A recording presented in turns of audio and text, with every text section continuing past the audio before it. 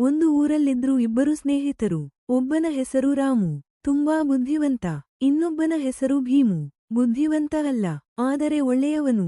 ಭೀಮು ಎಷ್ಟು ದಡ್ಡ ಅಂದ್ರೆ, ಬೆಳಿಗ್ಗೆ ಎದ್ದು ಕನ್ನಡಿಯಲ್ಲಿ ಮುಖ ನೋಡಿ ಕೇಳ್ತಾನೆ, ಅಯ್ಯೋ, ನಾನಿನ್ನೂ ನಿದ್ರೆ ಮಾಡ್ತಾ ಇದ್ದೀನಾ? ಒಂದು ದಿನ ರಾಮು ಹೇಳ್ತಾನೆ, ಭೀಮು, ನಮ್ಮ ಲೈಫ್ ಚೇಂಜ್ ಮಾಡ್ಬೇಕು.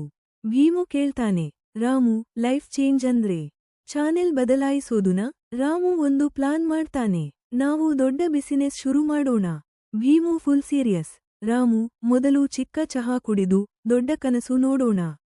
ಅವರು ಇಬ್ಬರೂ ಚಹಾ ಅಂಗಡಿಗೆ ಹೋಗ್ತಾರೆ. ರಾಮು ಲೆಕ್ಕ ಹಾಕ್ತಾನೆ. ಭೀಮು ಚಹಾ ಕುಡೀತಾ ಹೇಳ್ತಾನೆ, ರಾಮು, ಗ್ಲಾಸ್ ಖಾಲಿ ಆಯ್ತು, ಆದ್ರೆ ನನ್ನ ಬುದ್ಧಿ ಇನ್ನೂ ಫುಲ್ ಇದೆ. ಅಷ್ಟರಲ್ಲಿ ಚಹಾ ಅಂಗಡಿ ಮಾಲೀಕ ಕೇಳ್ತಾನೆ, ಏನು ಕೆಲಸ ಮಾಡ್ತೀರಾ? ರಾಮು, ಬಿಸಿನೆಸ್ ಪ್ಲಾನ್ ಮಾಡ್ತಿದ್ದೀವಿ. ಭೀಮು, ಅವರು ಪ್ಲಾನ್ ಮಾಡ್ತಾರೆ, ನಾನು ಫೇಲ್ ಮಾಡ್ತೀನಿ. ಅಂತಿಮವಾಗಿ ರಾಮು ಅರ್ಥ ಮಾಡ್ಕೊಳ್ತಾನೆ, ಈ ಬಿಸಿನೆಸ್ ಬೇಡ. ಭೀಮು ಇದ್ರೆ ಕಾಮಿಡಿ ಗ್ಯಾರಂಟಿ. ಇವತ್ತು ರಾಮು ಭೀಮು ಊರಿನಲ್ಲಿ ಫೇಮಸ್.